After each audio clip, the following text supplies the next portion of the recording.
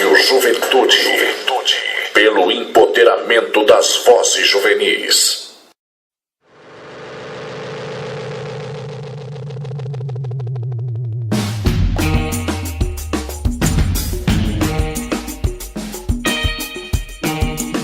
O jovem negro morre a cada 25 minutos. Somos todos contra os genocídios. Extermínio programado da população negra. Que se apedaram do marginalzinho preso. A periferia precisa de voz. Palavra Cruzada. Olá, muito boa tarde. Começa agora o Palavra Cruzada, o programa que discute o Plano Juventude Viva, uma iniciativa do governo federal que propõe diversas ações de enfrentamento à violência contra o jovem, especialmente o jovem negro e morador de periferia. Hoje, a gente faz a ponte São Paulo-Rio e apresenta 3 organizações que trabalham com e para a juventude: o Observatório de Favelas, a Agência de Redes para a Juventude e o Coletivo Papo Reto. Todas elas buscam empoderar o jovem por meio da comunicação e da cultura, além de se mobilizarem para a desconstrução da cultura de violência e para a transformação de seus territórios. No primeiro bloco do programa, eu converso com o Valnei Suco, de 27 anos, morador de Rocha Miranda, no subúrbio do Rio, e integra o Observatório de Favelas, na Maré. O Suco conta pra gente um pouco da sua trajetória que começa no rap, até chegar e fazer parte do Observatório, que é uma organização da sociedade civil de pesquisa e ação pública dedicada à produção de conhecimento sobre favelas e fenômenos urbanos, com atuação em políticas públicas, educação, comunicação, cultura e direitos humanos. Eu sou a Neumísia Silvestre e você está ouvindo a Rádio Juventude. Muito bem-vindo. Palavra Cruzada. Suco é um nome artístico que eu uso desde o tempo que eu comecei no grafite, no rap meio. Foi durante muitos anos, tive vários apelidos, e aí quando cheguei lá pelos 15, eu estava meio que definindo o que eu ia fazer, para onde que eu ia. Esse suco de pneu aparece, e aí eu precisava de um nome para gastar, precisava de um nome para botar como MC mesmo, e aí não dava pra ser MC Valnei, né? E botei MC Suco, porque era o que a galera mais me chamava. Então eu já tava meio que no movimento, e aí eu abracei esse nome. Então a gente já podia começar, Suco, um pouco por essa sua militância, né? Lá nos 15, que começa meio o que eu vou fazer, enfim. Eu sou de Rocha Miranda, do Morro Faz Quem Quer, que não é muito conhecido, mas é bastante violento, por sinal.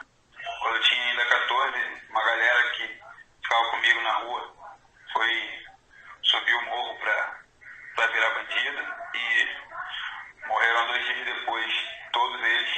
E aí eu já pensava sobre isso, né? Sobre essa parada de tráfico, de crime, e nunca passou pela minha cabeça entrar, porque eu já sabia o que era. E aí eu já tinha começado a ouvir rap, estava ouvindo Racionais, ouvindo até Marcelo D2 na época, Planet Ramp. E aí eu entendi o que era bom pra mim e o que não era. Daí eu passei a me inteirar mais do que era o rap, o que era esse movimento, o hip hop, né, como um todo. E ver em que eu me encaixava. Eu gostava de desenhar. Assim, na minha família tem bastantes músicos também. A galera é do samba, sempre fazendo samba, compondo sambas. Meu bisavô era compositor. E aí eu pensei em começar a compor também, e começou a funcionar. E aí eu vi que era um caminho. Então eu começava a discutir e ter posicionamento crítico frente à sociedade, que eu não tinha antes. Começava a raciocinar de acordo com as problemáticas que vinham de todos os lugares do Brasil, pelo que as letras passavam. Isso me deu essa base para começar a pensar a sociedade e entender que eu era preto, por exemplo, que eu não tinha essa noção, que tinha essa diferença toda. Mesmo sofrendo racismo, eu não sabia que era racismo. E aí você vai passando, né, vai começando a analisar. Por que a polícia me para e não para o cara que está vindo comigo? Aonde está esse sujeito que é o suspeito padrão? Por que ele é esse suspeito padrão? Quem construiu isso? De onde isso vem? Passo para discutir isso e encontro o Observatório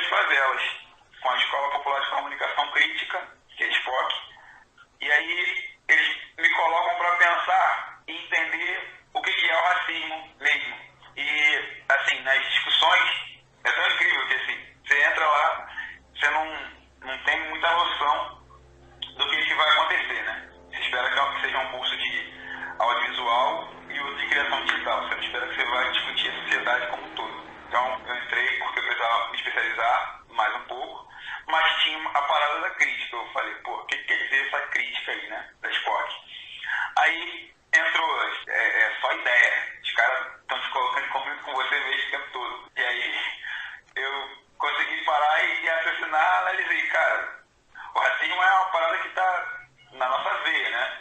É criado com padrões racistas, a gente é todo dia enfrentado, a nossa geração que foi criada pela televisão, a gente é totalmente induzido a ser racista, a achar que o negro é o perigoso, é o suspeito padrão, é o cara que pode me roubar, é o cara que pode me matar. E aí você para e olha assim, caralho, mas eu sou negro. Então, como assim? Eu não sou isso. Se eu não sou isso, por que os outros caras pretos também têm que ser isso? Não é? Isso não pode ser um rótulo constante. Esse rótulo tem que cair. E aí eles já vinham com a proposta da campanha e com alguns dados que são assustadores, né? De genocídio mesmo. São dados piores de guerra. 50 mil pessoas morrendo por ano, 30 mil são jovens e 77% desses jovens são de cor negra. Então, essa galera está morrendo por quê? Quem é que está matando e por que está matando? Então, foi esse choque que me botou cada vez mais para pensar isso e para tentar mudar essa visão. O próprio Estado tem que reconhecer isso e tentar mudar. Mudar a política de como a segurança pública é feita, mudar o modus operandi da polícia. Tem uma série de coisas que a gente precisa mudar e uma série de coisas que a gente precisa mudar para a população. A população tem que entender que não é assim, não é só o preto que é o culpado, só o preto que é o ladrão, só o preto que é o perigoso. Eu vejo os caras que cresceram comigo entrando pro tráfico, morrendo, ficando paraplégico porque tomam tiro, e os caras não conseguem entender qual é o ponto da questão, que eles vão estar ali só para aquilo ali, vão entrar para boi de piranha nele, numa guerra que não tem fim, que é uma guerra que nem eles mesmos começaram.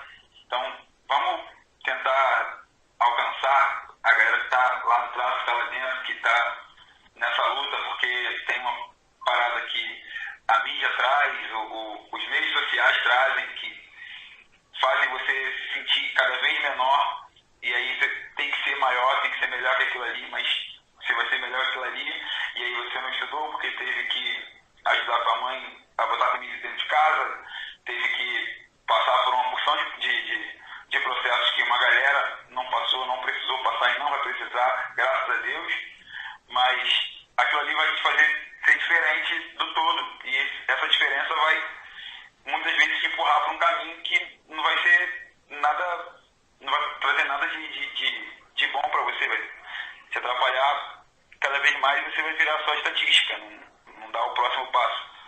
E aí eu tento dar esse próximo passo e mostrar pra galera que tá lá, que me vê todo dia, saindo pra ir trabalhar, que tem outro passo, tem outro caminho, tem uma galera que veio logo depois, assim, uma galera que é mais nova que eu, 5 anos, já vê o mundo de outra maneira, já tá em outra pegada. Não abraçou tanto essa levada de tráfico, porque sabe o que dá e sabe que tem possibilidade. Eu tentei envolver a galera em outras paradas, outros projetos, eventos, fazer as paradas que a galera mesmo gosta, para que isso também desvie, né?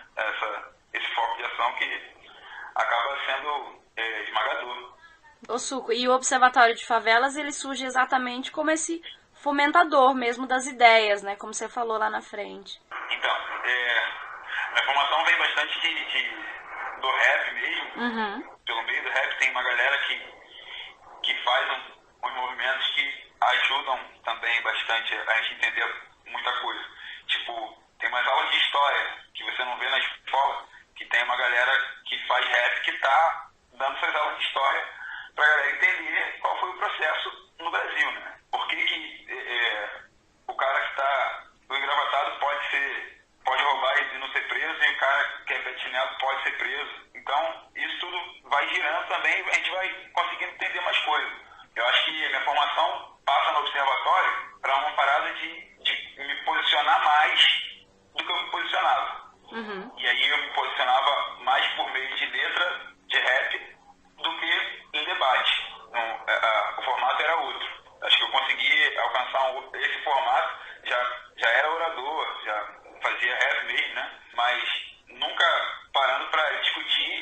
expressar qual é a questão e falar isso numa conversa. Só falava isso em letra, porque você só alcança quem você quer alcançar quando você quer alcançar, né?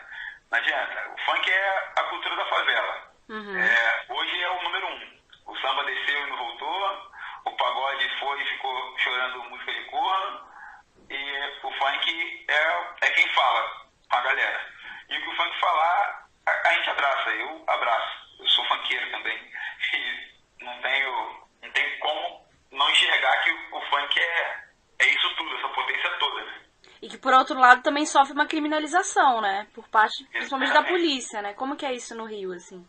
Pensando... Então, no Rio, eles lançaram a Resolução 013, que proíbe os bailes de funk de favela. Isso é, assim, assustador, né? Você tem um movimento, um segmento cultural que é marginalizado e é proibido pelo Estado. E se você fizer aquilo ali, você está sujeito a tomar porrada. Se você fizer a tua arte, está sujeito a tomar porrada. Como assim? Tipo, passou a ter festa de música eletrônica no morro. Eles alegavam que o baile fazia muito barulho, não deixava as pessoas dormir, passava da quantidade de decibéis e começava muito tarde, terminava muito tarde. As festas de música eletrônica têm as mesmas características e são pagas dentro do morro. E aí quem faz a festa de música eletrônica não mora no morro, não tem nenhum envolvimento com o morro, subiu o morro porque agora tem o PP e aí eles podem atuar e fazer o que quiserem. O morro virou ponto turístico. Como é que é pra você a atuação das UPPs? Então, o PP não é uma política pública, é uma ação de redução das armas dentro da favela. O que o PP traz de positivo, e que nem está sendo tão mais positivo assim, é que os tiroteios diminuíram muito, mas as pessoas continuam morrendo. Então, o que era para ser menor, é menor, mas as pessoas ainda sofrem do mesmo mal que sofriam antes. Logo, a gente não tem um grande ganho. A UPP é força bruta, é para oprimir e reprimir qualquer ação, expressão de moradores das favelas. Estava garantindo uma pseudo-segurança que a gente achava aqui no Rio de Janeiro que seria só para a época da Copa, e que não foi. Passou um pouco disso, mas eles perderam a mão e não conseguem mais se controlar. Tá acontecendo muito ataque no Complexo do Alemão, porque os policiais estão em estado de alerta constante, o tráfico está voltando a atuar, a trocar tiro com a polícia, mesmo nas áreas que já tem o PP, ou seja, o tráfico acabou que nunca saiu, né? A política foi a intenção era diminuir as armas, mas não acabar com o tráfico. Então, os traficantes estavam lá, as armas estavam escondidas, estão escondidas, e quando necessário, para os traficantes, as armas são usadas. E quando o policial morre, a polícia volta com truculência para atirar e matar os traficantes, só que acertam crianças que estão mexendo no celular nas portas de casa, acertam senhoras que estão passando, indo para casa carregando compras, acertam pessoas que estão dentro de casa. E aí, aonde está essa política de segurança? Onde está o pensamento no bem-estar de quem mora na favela? Não chega com direito, né? Chega com opressão, aí não chega com saúde, não chega com educação. As crianças que moram e estudam na região onde moram tem toque de recolher, tem que entrar para casa até 10 da noite. Chega na escola, tem policiamento excessivo dentro da escola. As crianças não podem correr no pátio, são cheias de regras, e isso é como medida de opressão ao tráfico, repressão ao tráfico. Só que você vê que não funciona, porque se você não quer combater o tráfico e quer combater o tráfico de armas, você tem que pensar em outros meios. Não adianta você colocar o policial lá em pé armado, que você não vai controlar o tráfico de armas. Pode controlar o tráfego, não o tráfico. De repente eles quiseram dizer isso e não foram bem sucedidos. Queria que você explicasse a atuação do Observatório de Favelas, o que é, né, apresentar, e também esses direcionamentos que o Observatório tem com relação ao combate mesmo à violência, ao genocídio do jovem negro, né? Então, o Observatório é uma instituição da sociedade civil que visa criar meios para que métodos, né, e meios que são criados pelo Observatório. Então, a Escola Popular de Comunicação Crítica é um projeto que tem a intenção de que o Observatório abandone. Não é para a gente ficar para sempre segurando a SPOC. A gente quer que a SPOC ganhe notoriedade e seja implementada como política pública, para a gente passar adiante, e a galera ter acesso em vários lugares ao conteúdo crítico, às técnicas de audiovisual e de criação digital, para que todo mundo consiga ter esse alcance. A gente precisa de, pelo menos, um apoio do governo, mesmo que a gente precise continuar tocando a escola, mas que eles abracem essa ideia e passem adiante. A gente não quer, de forma nenhuma, segurar uma coisa para encher barriga ou pensar numa pegada mais primeiro meu prato, né? A gente quer que os conhecimentos sejam difundidos, que as pessoas alcancem cada vez mais. A internet está possibilitando isso cada vez mais e a gente está fazendo todo o possível para que chegue nas pessoas.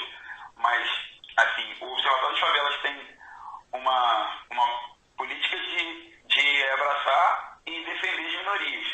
Então, a gente apoia os grupos LGBT, a gente apoia os grupos de movimentos negros, a gente está sempre correndo atrás e fazendo e fechando campanhas que tratem dos assuntos que dizem respeito às minorias. A gente tem os grupos de defesa da mulher e defesa da mulher negra, e a campanha que a gente produziu na SPOC foi Juventude Marcada para Viver.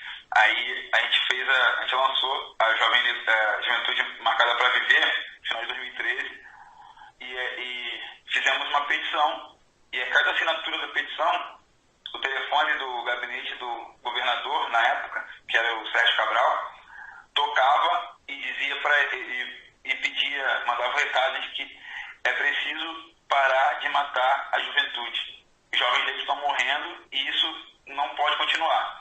E os 5 eixos da campanha também, que eram de militarização da polícia, era o não uso de material bélico para entrada em locais públicos, que a favela é um local público e o caveirão ainda entra, o helicóptero blindado entra, e enquanto que se você vai em outro espaço público, por exemplo, no Leblon, na zona, ou qualquer área da Zona Sul, isso não acontece. Mas acontece em áreas como a Maré, acontece em áreas como Campo Grande, Cesarão.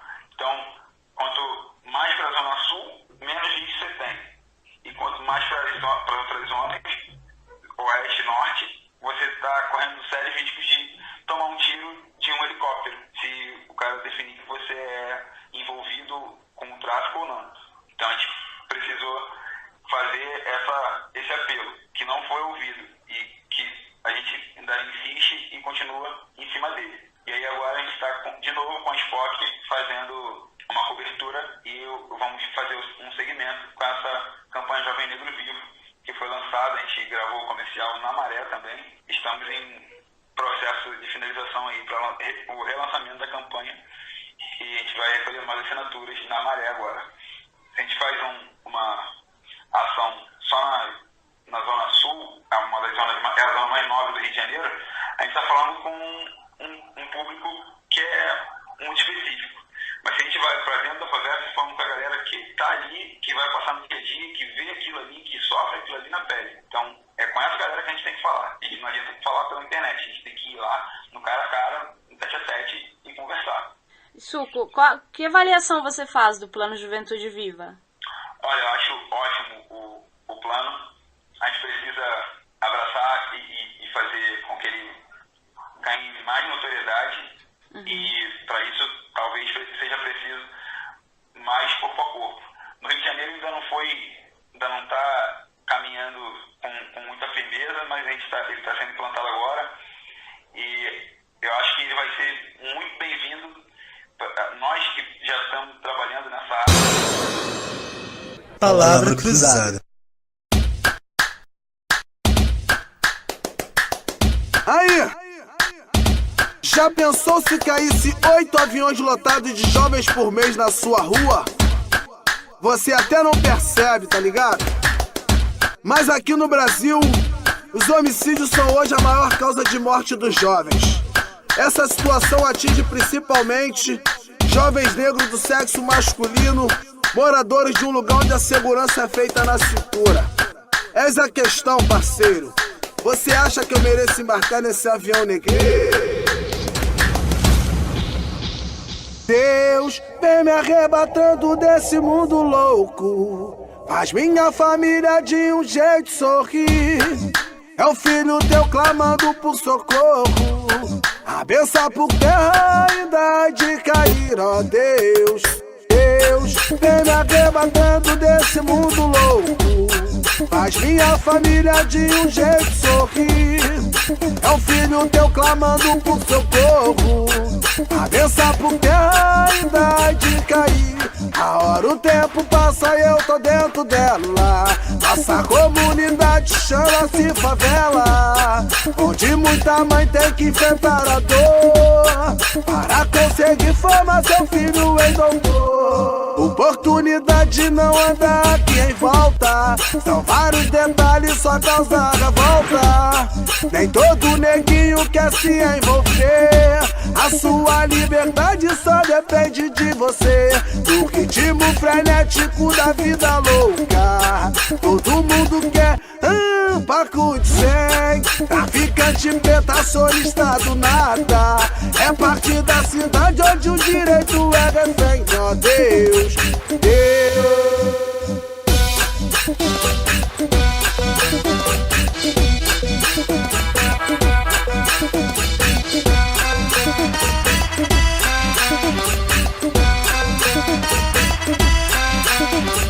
Deus vem me arrebatando desse mundo louco, faz minha família de um jeito sorrir. É o filho teu clamando por socorro, a benção por terra ainda há de cair, ó Deus. Deus vem me arrebatando desse mundo louco, faz minha família de um jeito sorrir. É o filho teu clamando por socorro, a benção por terra ainda há de cair. A hora o tempo passa e eu tô dentro dela. Nossa comunidade chama-se favela, onde muita mãe tem que enfrentar a dor para conseguir formar seu filho em doutor. Oportunidade não anda aqui em volta, são vários detalhes só causar revolta. Nem todo neguinho quer se envolver, a sua liberdade só depende de você. Do ritmo frenético da vida louca, todo mundo quer paco de 100. Traficante, preta, solistado, nada. É parte da cidade onde o direito é refém. Ó Deus, Deus, Deus vem me arrebatando desse mundo louco. É o filho teu clamando por socorro, pensa por terra ainda há de cair, ó Deus. Palavra Cruzada. De volta com o programa Palavra Cruzada, que hoje apresenta algumas experiências de instituições de juventude do Rio de Janeiro. Eu converso agora com o Ranier Ferrer, de 25 anos, que é membro da Agência de Redes para a Juventude. Eu queria que você começasse explicando o que é a Agência de Redes para a Juventude, assim. Então, eu conheço a agência desde 2012. Nesse momento eu entrei na agência como estagiário ainda. Estava em busca de mudar um pouco meus rumos profissionais e minhas experiências também. Eu já, desde os 15 anos, tenho envolvido de alguma maneira com cultura e com um projeto social. E por já ter viajado um pouco também trabalhando com o campo do direito ambiental, por ser formado em direito, na época eu ainda fazia faculdade de direito. Com o tempo, eu acabei decidindo dar um rumo diferente para aquilo que eu estava seguindo de carreira, principalmente porque eu estava trabalhando muito mais, atuando muito mais fora do estado do Rio de Janeiro, apesar de ser do Rio de Janeiro, do que dentro. Eu ainda não estava trabalhando especificamente na capital e na minha cidade, Nova Iguaçu. Deixei os meus trabalhos com direito ambiental de lado, estava procurando o que realizar, eu sabia que queria trabalhar em favela, e nesse momento eu reencontro uma amiga que trabalhava na comunicação da agência de rede para a juventude. Quando eu encontro com ela, ela diz que estavam sendo abertas vagas para trabalhar como estagiário na agência. Eu me interessei, obviamente, principalmente porque eu entendia que estava indo de encontro àquilo que eu estava procurando e fiz todo o processo de seleção. Passei no processo todo de seleção e comecei a trabalhar como estagiário. Esse processo de trabalhar como estagiário, atuando nos territórios, foi o que me impulsionou também a retornar o meu olhar para o meu território, que é a minha cidade, que é o meu bairro, e que é, de alguma maneira, também a minha região, que é a Baixada Fluminense. Nesse processo, eu acabei fundando um coletivo com um grupo de amigos e a gente começou a atuar também na região da Baixada Fluminense, na conexão entre algumas cidades mais próximas de Nova Iguaçu. Eu passei 1 ano com esse coletivo, além de trabalhar na agência como estagiário. E aí, depois desse momento, que durou cerca de 1 ano, eu acabei galgando outros espaços na agência, passei a ser tutor, que é uma outra função, uma função que se relaciona de alguma maneira mais com produção mesmo e execução de tarefas e metas. Nessa época eu acompanhei alguns projetos que foram criados por jovens que participaram da metodologia da agência, e no pensamento desses projetos mesmo, auxiliando na produção de conteúdo e produção também de conceito em relação aos projetos, como esses projetos iriam se realizar, como eles iriam pensar uma ação no território, a partir da metodologia que a gente desenvolve. Depois de cerca de 4 ou 5 meses trabalhando assim, eu comecei a articular ações que se envolviam mais com política também em relação à agência. Então, eu era meio que o canal de diálogo com os movimentos sociais, principalmente naquela fase ali de protestos de 2013. E depois disso, eu comecei a trabalhar também numa linha de produção de discurso e pensamento sobre a cidade e sobre questões que atravessavam de alguma maneira a favela e o campo popular. E aí, nessa época, a gente lançou um documentário, média-metragem, 50 minutos, e eu circulei a cidade e algumas cidades do país também, divulgando esse documentário, ao mesmo tempo participando de debates, sempre discutindo algo que atravessasse a juventude popular, ou dessa cidade fora do Rio de Janeiro que eu estava, ou do espaço da região que eu estava dentro da própria capital do Rio de Janeiro.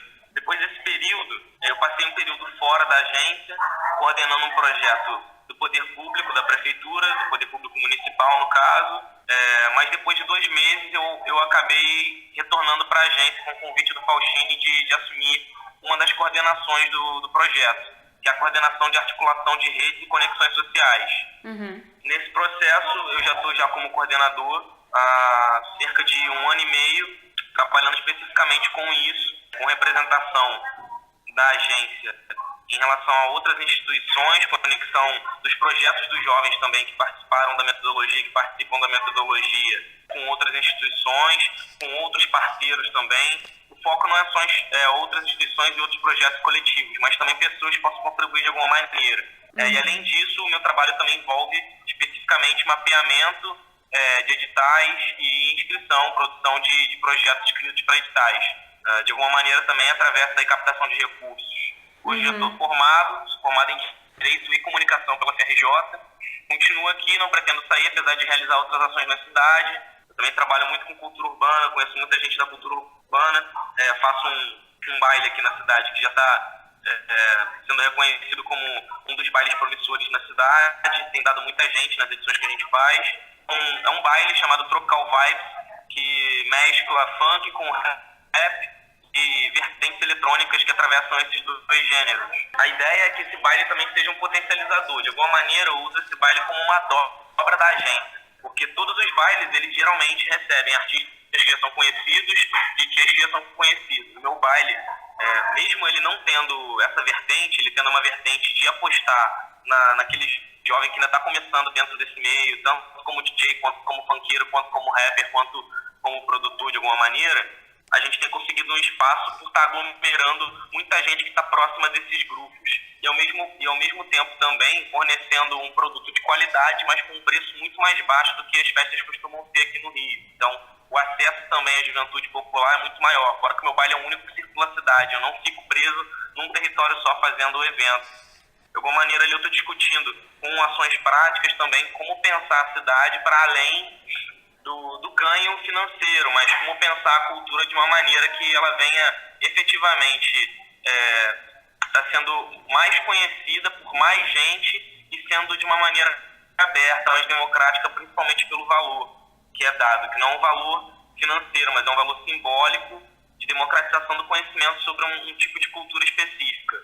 De alguma maneira, a minha tentativa de contribuição para a cidade é uma tentativa de contribuição simbólica e que vem mobilizar essas pessoas a pensar também politicamente. Os bailes, apesar de serem assim, eles também têm um recorte político. A gente sempre puxa um tema com um mestre de cerimônias ou com algum artista que se apresenta que tenha a ver com algo que está na mídia, do tipo redução da maioridade penal, ou a violência contra os professores em Curitiba que houve semana passada, ou o caso do jovem negro que morreu em Baltimore, ou o genocídio da juventude negra. Enfim, de alguma maneira a agência acabou me influenciando a pensar a atuação com a juventude popular de origem de favela para além também da agência, mas que é atravessado todo dia pelo trabalho da agência por eu pautar a metodologia da agência na hora de fazer a minha ação individual. Existe algum tipo de ação diretamente relacionada ao Plano Juventude Viva? Por parte da agência, a gente tem um trabalho direto com a Secretaria Nacional de Juventude, por isso a gente acompanha a agenda do Programa Juventude Viva. Dentro disso, principalmente para a gente trabalhar especificamente com jovens negros de origem de favela, a gente produz praticamente toda a nossa ação voltada para essa questão. Não só o Juventude Viva, mas ao tema maior, né, que é o que dá a base para o Juventude Viva, que é o genocídio da juventude negra. A gente entende toda a ação que a gente faz, o desenvolvimento da metodologia, como ações pró-vida para os jovens negros do Rio de Janeiro e, de alguma maneira, aí, como uma experiência carioca que possa influenciar o país de alguma maneira.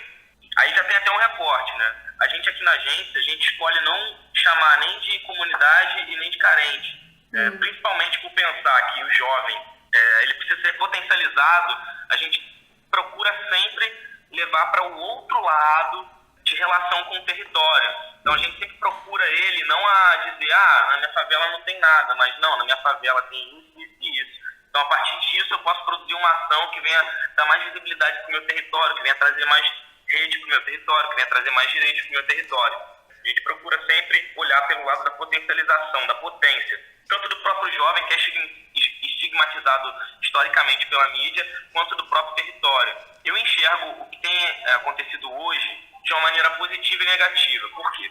Positiva porque a gente tem visto muitos jovens se envolvendo com a agência, a partir da influência da agência também, se mobilizando para se envolver com outros projetos coletivos e ações que existem na cidade, e pautando a favela como cidade, não essa ideia atrasada de cidade partida, mas ao mesmo tempo, olhando para o poder público, eu entendo que é preocupante o cenário de que o poder público continua matando muitos jovens negros e não pensa e não reflete como parar isso de uma maneira efetivamente consistente. A única maneira que o poder público, o governo do estado do Rio de Janeiro até hoje, pensa a de ocupação militar. E a gente tem entendido cada vez mais, a cada ano que passa, a cada mês que passa, que essa não é a solução que a gente precisa para os territórios populares que existem. Mas a solução é através da cultura, que é o que a gente tem desenvolvido e é como a gente pauta o nosso discurso. A gente entende que o cenário é positivo e negativo. Positivo porque essa juventude tem se mostrado muito além daquilo que a mídia vende, mas negativo porque o poder público ainda não enxerga dessa maneira. E o que a gente pauta é que ele venha enxergar a juventude não como inimiga, não como alguém que oferece perigo, mas como alguém que é parceiro para produzir uma solução para esses territórios populares, que precisa da presença do poder público, mas com infraestrutura, não com ocupação militar e não com opressão. O assassinato da juventude, que poderia ser justamente a potencializadora da atuação do poder público ali naqueles territórios. Hoje, de alguma maneira, a partir das pessoas que eu conheço, que são dos Estados Unidos, da Inglaterra e de outros países, tanto da América Latina quanto da Europa e da África, de alguma maneira, eu entendo que eles percebem o Rio e o Brasil num montante mais geral, vamos dizer assim, como um país em desenvolvimento que ainda tem muita violência. Isso é real? É real. Mas a visibilidade que ainda não existe é a visibilidade justamente dessa outra face, que é a juventude popular se mobilizando e criando soluções sociais para os problemas que existem. A agência, de alguma maneira, principalmente pela análise que a gente tem feito, de ser um dos únicos projetos que trabalha com uma outra vertente com a juventude de origem popular, tem recebido uma visibilidade forte. O que a gente quer é mostrar, não só para outros lugares do país, mas também para outros países, que a produção de tecnologia social e solução social vem da juventude popular. No caso do Rio de Janeiro, principalmente, de outros territórios e de outras cidades que também têm essa vertente muito forte. São Paulo é uma cidade, a gente tem muitos parceiros nas periferias que a gente entende que também atuam com uma força muito grande, como a Agência Popular Solano Trindade, que fica no Capão. A gente entende que a leitura dessas pessoas ainda é uma leitura negativa, mas que agora está começando a melhorar por conhecer projetos que atuam dessa maneira. Ô, Renier, só para encerrar, uma última questão. Na tua opinião, qual que é a principal causa de morte desse jovem hoje, assim? Bom, a principal causa de morte direta é a polícia. A principal causa de morte indireta, para mim, é a desigualdade social. E para mim, a gente só reduz a desigualdade social com a presença positiva do Estado, com política pública voltada para a juventude e com distribuição de renda. E além de distribuição de renda, obviamente, com infraestrutura nos territórios onde essa juventude está presente. Palavra cruzada. O natural do Rio é o batidão, a playboyzada e os manos do morrão. Funkeira é nós com muita disciplina, www.com Brasília. Quero ouvir, vamos lá, diretoria tá de pé, nós manés, é o funk do Rio de Janeiro. O lema é paz, justiça e liberdade, 100% humildade, sem neurose. Vida de MC que eu tô vivendo, vou levando no talento para a vida melhorar. O clima aqui está difícil, mas se liga, meu amigo, não vou parar de cantar. Eu peço a Deus para que olhe por nós, pororam bom bom bom bom, pororam bom bom bom bom. Já perdi vários amigos, mas não calaram a minha voz. Fala que é nós, Sou guerreiro, sou certo e não admito falha. Favela é só papo reto, não somos fã de canalha. Sou guerreiro, sou certo e não admito falha. Favela é só papo reto, não somos fã de canalha. O natural do Rio é o batidão, a playboyzada e os manos do morrão. Funkeira é nós com muita disciplina, www.com Brasília. O natural do Rio é o batidão, a playboyzada e os manos do morrão. Funkeira é nós com muita disciplina, www.com Brasília. Quero ouvir, vamos lá, diretoria tá de pé, nós manés, é o funk do Rio de Janeiro. O lema é paz, justiça e liberdade, 100% humildade, sem neurose e sem caô. Vida de MC que eu tô vivendo, tô levando no talento para a vida melhorar. O clima aqui está difícil, se liga, meu amigo, não vou parar de cantar. Eu peço a Deus para que olhe por nós, porolam bom bom bom bom, porolam bom bom bom bom. Já perdi vários amigos, mas não calaram a minha voz.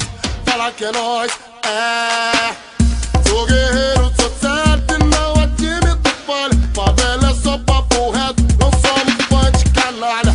Sou guerreiro, sou certo e não admito falha. Favela é só papo reto, não somos fã de canalha. O natural do Rio é o batidão,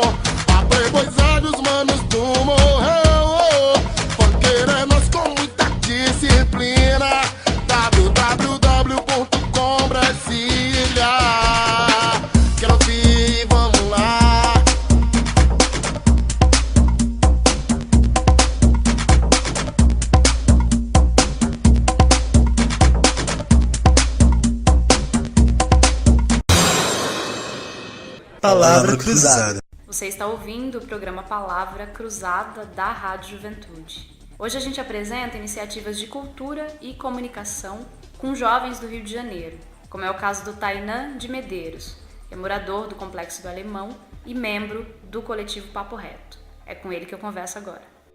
A gente é um coletivo de comunicação. A gente pensa a comunicação como uma ferramenta transformadora. A gente percebe que a comunicação é uma forma que a gente consegue encontrar para disputar outros direitos ou para a garantia deles também, né? Então, nesse sentido, a comunicação ela vem ganhando uma grande força nos últimos tempos, principalmente desde 2013 para cá, que tiveram as manifestações, e muita coisa da mídia livre apareceu como uma força para tentar equilibrar essa balança do poder. Então, o que acontece hoje em dia é que no Complexo do Alemão, que é onde eu moro, que é uma área super militarizada, é uma das áreas mais militarizadas do Brasil, talvez, né, com uma presença muito forte da polícia. Eles recuam bastante quando vêm as câmeras.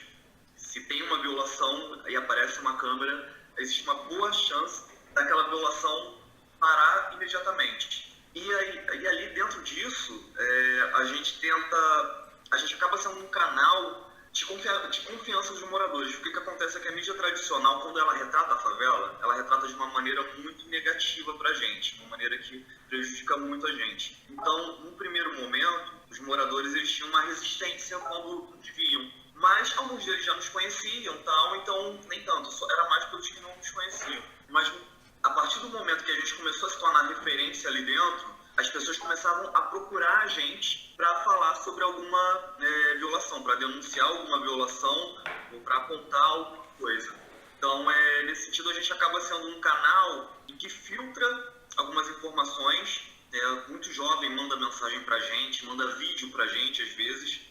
E como a gente já tá a gente já se colocou nesse papel e a gente já tá mais do que exposto, a gente tenta filtrar aquilo ali e usar essas ferramentas que a gente está ali para tentar garantir que aquilo ali seja efetivo, né, de alguma forma. E quando eu digo comunicação, não só comunicação para massa, às vezes é um contato com um advogado que a gente precisa, então a gente tenta encontrar isso. Mas a gente acaba sendo um canal em que os moradores confiam bastante. Todos os integrantes do coletivo Papo Reto, eles são do Complexo do Alemão? Eu, na verdade, eu vim da Penha. A Penha é do lado do Complexo do Alemão. E o que acontece é que, muitas vezes, quando acontece alguma coisa na Penha, a mídia coloca tudo num pacote só, coloca Complexo do Alemão. É do lado um do outro, sabe? Então, as duas realidades, elas se misturam bastante. E eu me mudei da Penha tem pouquíssimo tempo. Estou morando no Complexo do Alemão agora, mas eu sou cria da Penha. Sou nascido e criado na Penha. Eu sou talvez o único que tem essa característica ali dentro. Fora isso, todos os outros ou são nascidos e criados ali ou estão morando ali há mais de 20 anos. Como é que você atrai esse jovem e mostra para ele também que a comunicação ela pode ser uma possibilidade, né? E uma possibilidade de potencializar aquele território, né? No caso de vocês, do Complexo do Alemão.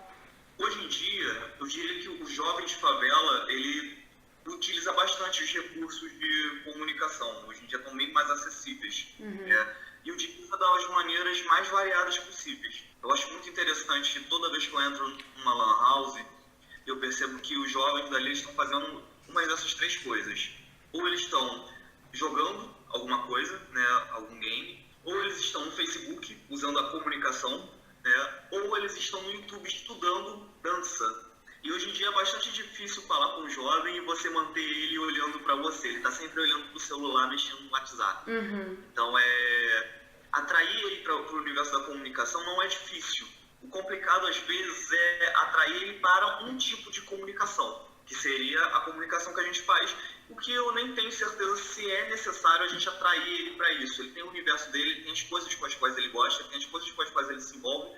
Se ele se sentir atraído, ele vai ter um local ali onde ele vai ser bem recebido. Existia, antes de eu ser do coletivo Papo Reto, eu fazia parte de um coletivo chamado Ocupa Alemão. Ali dentro tínhamos um projeto chamado Gato Mídia.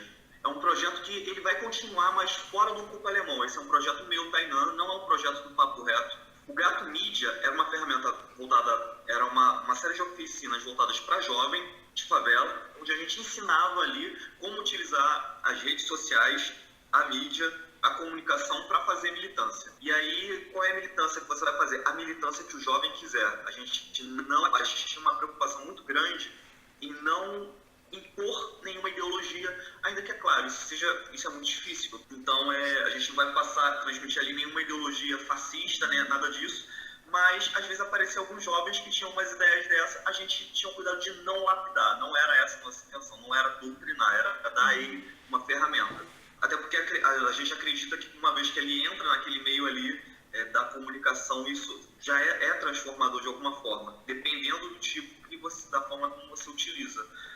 A outra forma o Coletivo Papo Reto a gente não faz disputar também o território, de estar na rua.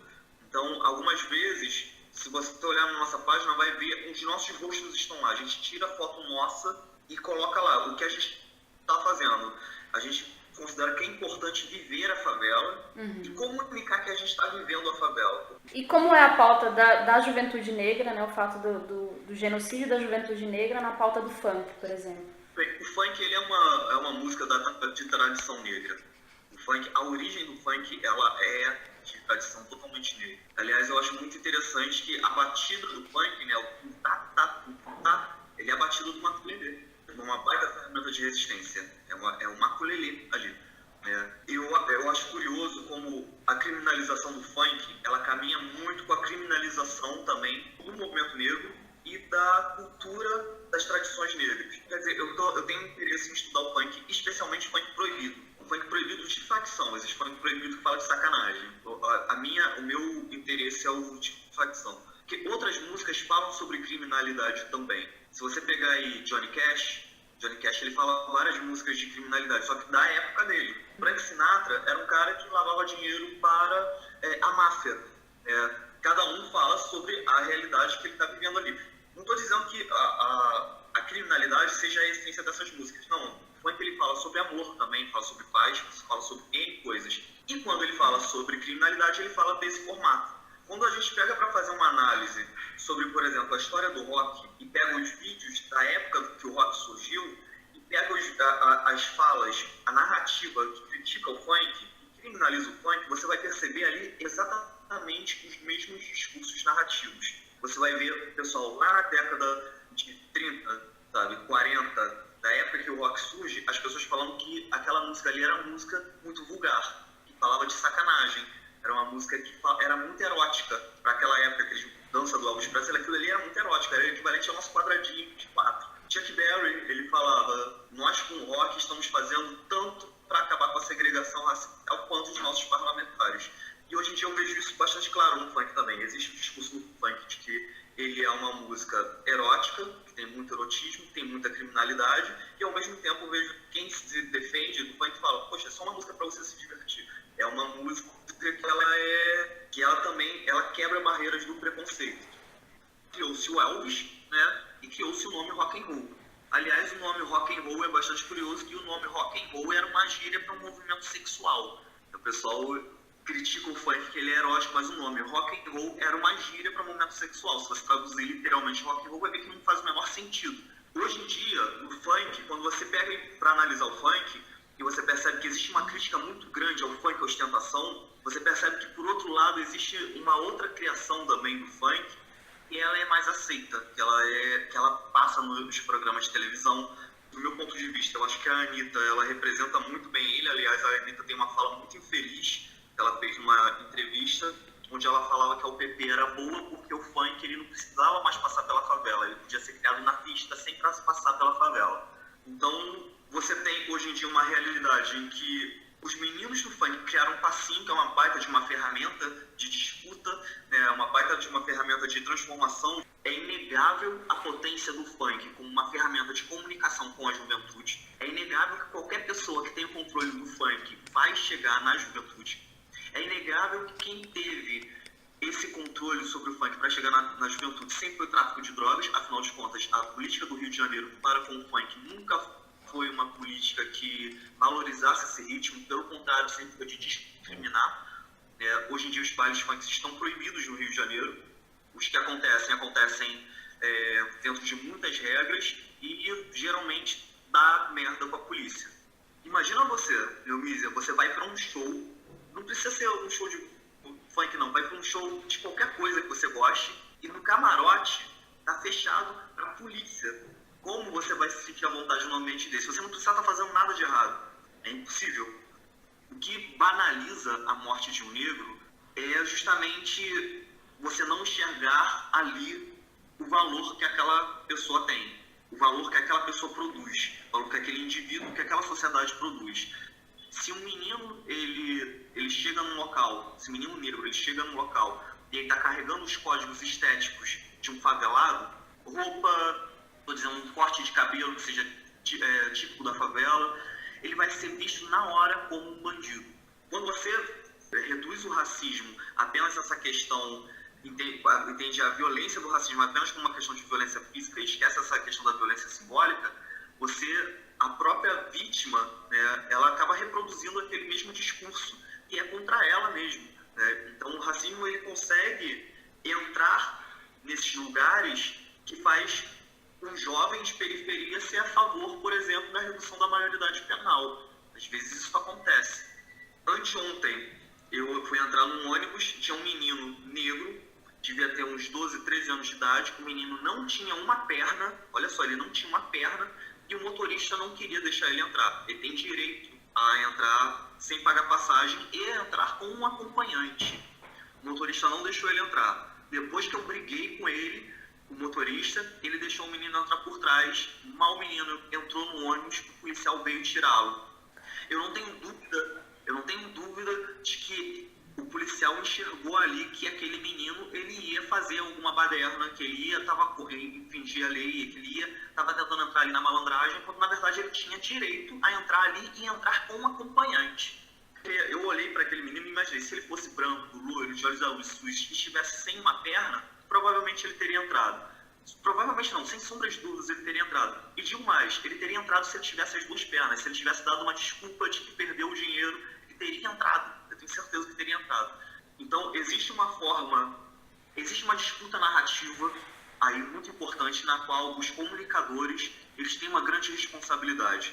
E não só os comunicadores populares, né, como é independente, como é o Coletivo Papo Reto. A grande mídia também ela tem uma grande responsabilidade nisso. Quando o jornal O Dia faz uma matéria dizendo que jovens de classe média foram presos com 300 quilos de maconha, e quando essa mesma mídia ela diz que traficante foi preso com 20 e poucas gramas de maconha, sabe? Ela está fazendo um grande desserviço, ela está ajudando muito na criminalização desse jovem, ela está puxando o gatilho junto com o policial. Então, a comunicação ali, ela vem para disputar isso, para fazer essa disputa narrativa, para criar essa contranarrativa e para tentar dialogar também com essa própria juventude que às vezes acaba reproduzindo o discurso do opressor, para mostrar dar novas opções narrativas. Palavra Cruzada. O Palavra Cruzada fica por aqui. Se você não acompanhou a edição de hoje, pode ouvir a reprise de domingo às 9 da noite ou na terça às 11 da manhã.